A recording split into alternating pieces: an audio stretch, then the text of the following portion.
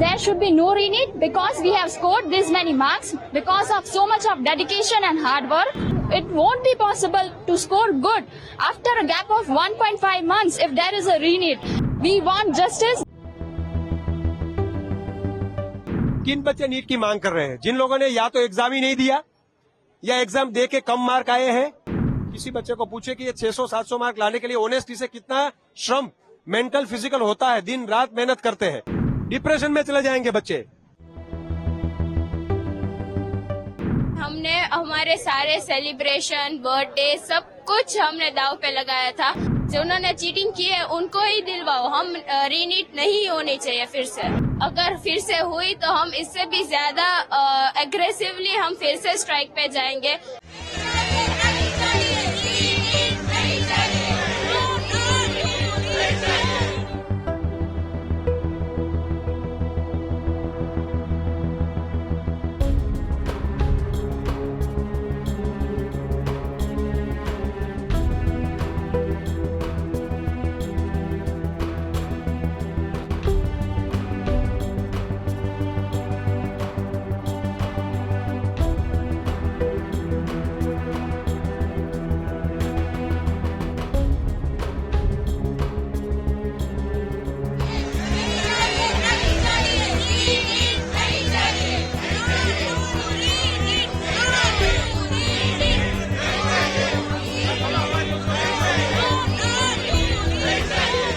According to my views, there should be no re-NEET because we have scored this many marks because of so much of dedication and hard work. Only the students who have scored below 600 are wanting for re-NEET. But what about the students who have scored 600 above? They have scored by doing dedication and so much of hard work. It won't be possible to score good after a gap of 1.5 months if there is a re-NEET. It's like playing with our futures. So we want justice. There should be no re-NEET. Next या आगामी दिवसों में जो सरकार है वो री-नीट नहीं लेगी तो आप क्या करेंगे? यार सरकार री-नीट नहीं लेंगे तो आप क्या करेंगे? आंदोलन करेंगे या कुछ करेंगे? ऑफकोर्स आंदोलन होना ही चाहिए क्योंकि हमारे इतना स्कोर इतनी दिन रात मेहनत करने के बाद ही आया है। हमने सब कुछ सैक्रिफाइस कर दिया था, तो री-नीट नहीं होना चाहिए। 24 लाख बच्चों ने एग्जाम दिया। अभी ऐसी धांधली की बात आ रही है कि कोई जगह धांधली हुई है बिहार में या वहीं, अभी जो प्रूव नहीं हुआ है। तो मीडिया में, सोशल मीडिया में कुछ चल रहा था कि सभी जगह के नीट लेनी चाहिए, नीट लेनी चाहिए। बच्चों का काफी इंटरव्यू हुआ था कि नीट लेनी चाहिए। लेकिन आप पूछो कि किन बच्चे नीट की मांग कर रहे हैं? जिन लोगों ने या तो एग्जाम ही नहीं दिया या एग्जाम दे के कम मार्क आए हैं, जिन लोगों ने जेन्युइनली एग्जाम दिया है, जिनको 700 मार्क, 650 मार्क। आप किसी बच्चे को पूछे कि ये 600-700 मार्क लाने के लिए ऑनेस्टी से कितना श्रम मेंटल फिजिकल होता है, दिन रात मेहनत करते हैं, और उसको बोला जाए कि 2 लोगों ने चोरी की है, अभी भी आप एग्जाम में वापस एंटर हो। ये कहाँ का न्याय होगा?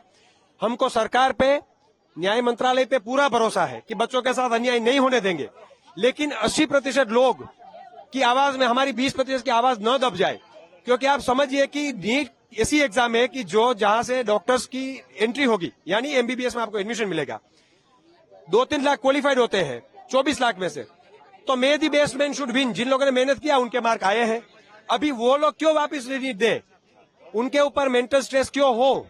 और जिन लोगों का एबिलिटी नहीं था, उनके मार्क नहीं आए, तो वो लोग मांग रहे हैं कि नीट दो, वापस नीट दो। 1 साल में 2 बार चांस, ये कहाँ का न्याय होगा? और जिन लोगों ने एग्जाम दे के मेहनत करके 700 मार्क लाने के लिए दिन रात एक करने पड़ते हैं, नेगेटिव मार्किंग का सिस्टम भी होता है, तो उन बच्चों का मानसिक संतुलन भी देखिए, डिप्रेशन में चले जाएंगे बच्चे। और जो लोग मांग रहे हैं, मैं 10 बच्चों को पूछूंगा जो लोग मांग रहे हैं नीट, आपको मार्क कितने हैं?